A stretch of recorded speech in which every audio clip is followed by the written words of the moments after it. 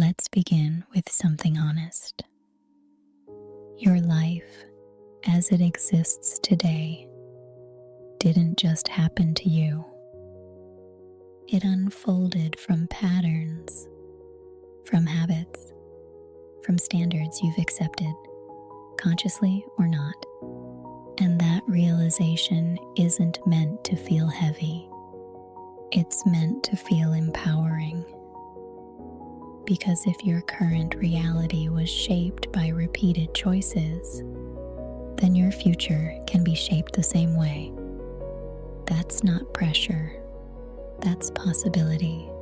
Everyone wants growth, better health, more peace, more confidence, more freedom. But desire is common. Discipline is uncommon. And discipline is what turns vision into reality. Now here's what many people misunderstand. Discipline isn't harsh. It isn't punishment. It isn't deprivation. It's alignment. It's choosing what you want most over what you want in the moment. There will always be a cost. You either pay the small cost of discipline now, or the heavier cost of regret later. The cost of discipline is subtle. The cost of regret lingers. Discipline shows up quietly. It's getting up when you said you would. It's finishing what you started. It's holding your standard when no one else sees. And every time you follow through, you build something deeper than progress. You build self-trust. You begin to think, I can rely on myself.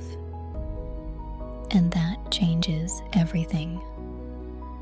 Confidence isn't something you're born with. It isn't personality. It isn't luck. It isn't volume. It's evidence. Self-belief grows when your actions support your words. When you promise yourself something and keep it. When you do something difficult and don't back down. When you choose growth, even when it's uncomfortable. That's how belief forms. Not through wishing, not through waiting, through repetition. If you've ever said, I don't feel confident, ask yourself gently, where have I followed through? Where have I proven to myself that I'm capable? Because belief strengthens when you collect proof. And once you trust yourself, you move differently. You stop shrinking. You stop hesitating so much. You stop needing constant reassurance. You begin to operate from inner stability instead of external approval. And that is real confidence. Your life rises to the level of the standards you uphold, not the goals you write down, not the dreams you talk about, the standards you live by. What do you allow from yourself? What effort feels good enough? What habits have you excused? Standards aren't loud. They're quiet decisions made repeatedly. When you raise your standards, your identity rises with them. You don't have to announce it. You don't have to prove it to anyone. You simply begin behaving like the woman you intend to become. More consistent, more composed, more disciplined. And discipline, at its core, is self-respect expressed through action. It says, "My future is important to me." There's something incredibly freeing about ownership. Blame feels easier in the moment. Circumstances, timing, other people, past experiences. But blame removes your power. Ownership restores it. When you say, "This is mine to improve," you step back into control. Responsibility isn't about criticism. It's about influence. If something isn't working, you can adjust it. If something feels stuck, you can refine your approach. Responsibility isn't heavy. It's stabilizing. It reminds you that you are not at the mercy of your circumstances. You are shaping them. Most people want dramatic transformation, but lasting growth is subtle. It's small actions done repeatedly. One disciplined morning, one focused hour, one choice to stay aligned. At first, nothing feels different, but consistency compounds. And one day, the shift becomes visible.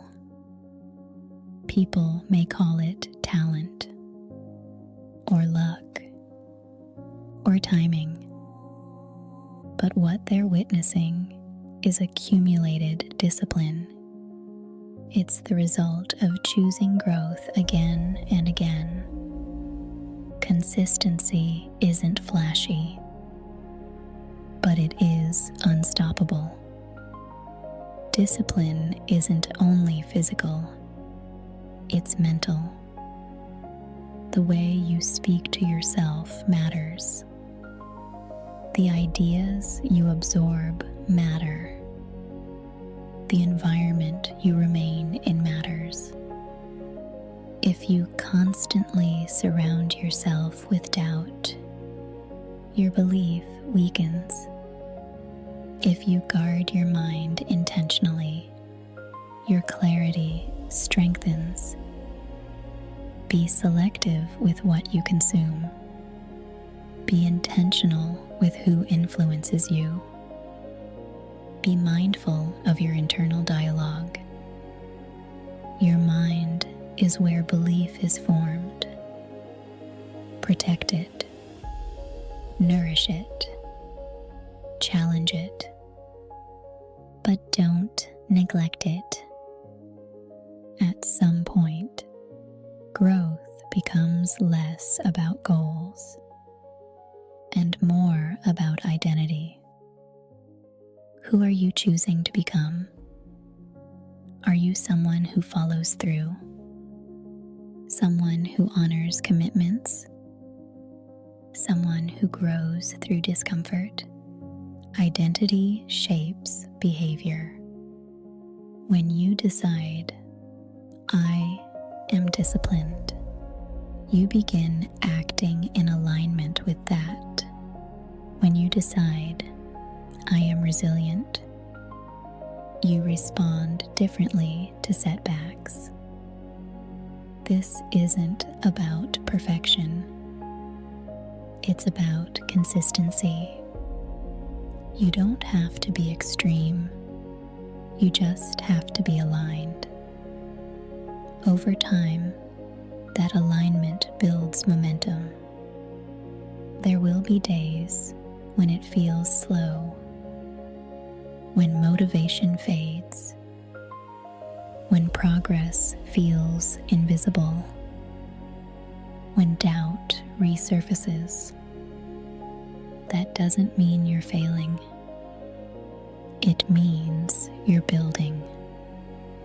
Growth is rarely linear, but those who stay consistent eventually separate themselves, not because they were louder, not because they were luckier, because they stayed, they adjusted, they recommitted, they continued.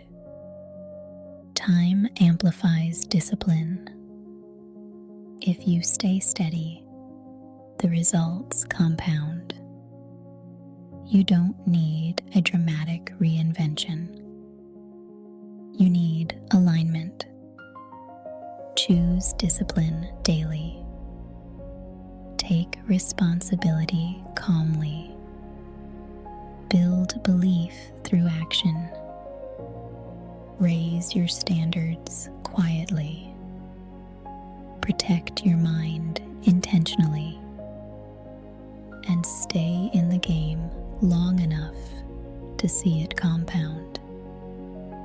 Your future isn't built in a moment of intensity. It's built in ordinary decisions made consistently. So today, make one aligned decision, then another tomorrow, and slowly, without needing applause, you will transform not only your results, but your identity. And that kind of growth is lasting.